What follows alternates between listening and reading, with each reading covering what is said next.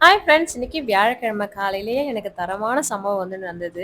Bathroom போயிட்டு குளிக்கலான்னு போறேன். தாலி சரடு வந்து அறுந்து போச்சு. அப்பாடா! அப்படின்னு சொல்லிட்டு சந்தோஷப்பட்டேன். ஏன்னா, சரடு வந்து பார்த்தீங்கன்னா அறுக்கல. அதில கயிறு வந்து போட்டிருக்கு இல்லையா? மஞ்ச கயிறு. அது மட்டும் தான் கட் ஆயிருந்தது. அப்பா கடவுளே பரவால்ல தங்க வைக்கிற விலைக்கு நான் கூட செயின் கட் ஆயிடுச்சேன்னு நெனச்சேன். ஏன்னா ஒரு 7, 8 வருஷம் ஆயிப்போச்சு இந்த செயின் வந்து மாத்தி. அதுவரைக்கும் பரவால்ல. கயிறு தான் வந்து மாத்தணும்னு நெனச்சுக்கிட்டே இருந்தேன். கயிறு மட்டும் கட் ஆனதுல ஏதோ ஒரு விதத்துல ரொம்ப சந்தோஷம் அப்படின்ற மாரி அன்னைக்கு நாள் வந்து ஸ்டார்ட் ஆச்சு.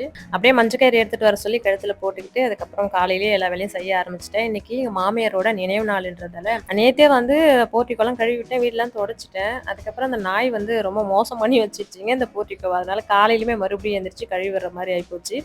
அதுக்கப்புறம் இவன் வந்து எதுக்காக என்ன கொஞ்சிட்டு இருக்கானா, அவனுக்கு உடம்பு சரியில்லாம போனதுலேருந்து சரியா சாப்பிட மாட்டான். நான் பால் வச்சுட்டு இருந்தேன். அதனால நைட்டு பால் வைக்கல. அதனால காலையிலேயே என்னோட பால வந்து எனக்கான பால வந்து வச்சுரு அப்படின்ற மாரி வந்து பார்த்துக்கிட்டு என்ன வந்து விளையாடிட்டு இருந்தான். அதனால அவனுக்கு காலையிலேயே பால வச்சுட்டு இன்னைக்கு காலையில சமையல் வந்து செய்ய ஆரம்பிச்சிடணும். அப்பதான் ஒரு 11:30 மணிக்கெல்லாம் படைச்சணும் இல்லையா? இந்த மாரி நினைவு நாள் அப்பலாம். அப்பதான் காக்கா வந்து சீக்கிரம் எடுக்கும்னு சொல்லுவாங்க.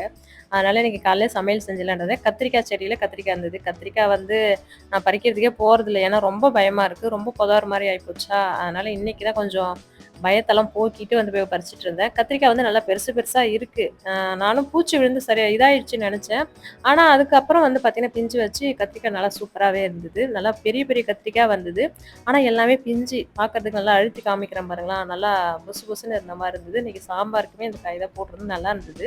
அப்புறம் செடியிலேயே வந்து முருங்கைக்காய், பச்சை மிளகாய் இதெல்லாம் பறிச்சுட்டு, காலையில டிஃபன் வந்து பசங்களுக்கு இட்லி, மினி இட்லி, பொடி இட்லி செஞ்சு குடுத்துருவான்னு கேட்டேன். இல்லம்மா, எனக்கு வேணாம் பொடி இட்லிலாம் இந்த டிஃப்ரெண்டான சாப்பாடு எடுத்துட்டு போனாலே ஸ்கூல்ல வந்து பசங்க ஃப்ரெண்டுங்களே சாப்பிட்டுறாங்களாம். அதனால எனக்கு வீட்ல செஞ்சு குடுத்துட்டு, ஸ்கூலுக்கு வந்து நார்மல் சாப்பாடே குடுன்னாங்க. அதனால வந்து தக்காளி சாதம் செஞ்சு குடுத்துட்டு, தக்காளி தொக்கை வச்சு தக்காளி சாதமா கிண்டிட்டு, அதுக்கப்புறம் தோசைக்குமே வந்து தக்காளி தொக்கே வந்து குடுத்துட்டு, அதுக்கப்புறம் என்னோட சமையல் வேலை செஞ்சுட்டு இருந்தேன். பசங்க போறதுக்கு முன்னாடியே கொஞ்சம் கொஞ்சம் சமையல் வேலைய அப்படியே செஞ்சுக்கிட்டே இருந்தேன். இன்னைக்கு என்னென்ன செய்றதுன்னு பிளான்னா, சாதம், சாம்பார், அகத்திக்கீரை பொரியல், அதுக்கப்புறம் வாழைக்காய் பொடி மாசு, வாழைக்காய் வறுவல், அதுக்கப்புறம் என்னன்னா கூட்டு கொஞ்சமா புடலங்காய் கூட்டு வச்சிருந்தேன். வடை, அப்பளம், பாயாசம், பாசிப்பருப்பு பாயாசம் தான் செஞ்சிருந்தேன்.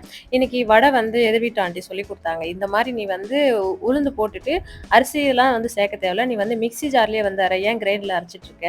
ஐஸ் வாட்டர் ஊத்தி அரைச்சு பாரு அப்படின்னு சொல்லியிருந்தாங்க. அந்த மாரி இன்னைக்கு செஞ்சு பார்த்தேன். சூப்பரா இருந்தது. நான் அரிசியுமே எதுவுமே சேர்க்கவே இல்ல. அந்த ஐஸ் வாட்டர் தான் கொஞ்சம் கொஞ்சமா ஊத்தி அரைச்சேன். ஆனா என்ன என்ன பண்ணாலுமே எனக்கு இந்த ஒரு கையால வடை போடுறாங்க இல்லையா? அந்த மாரி வந்து வரவே மாட்டேங்குது. 2 கையால போடுற மாரி தான் இருந்தது வடை. படிச்சு முடிச்சுட்டு அதுக்கப்புறம் சாப்பிட்டுட்டு கிச்சன்ல ஃபுல்லா பார்த்தீங்கன்னா, அது பாத்திரமா தான் இருந்தது. அத கழுவி முடிச்சுட்டு மேல காக்காய்க்கு வைக்கிறப்ப தான் பார்த்தேன் மல்லிப்பூ செடியில அவ்ளோ பூத்திருந்தது.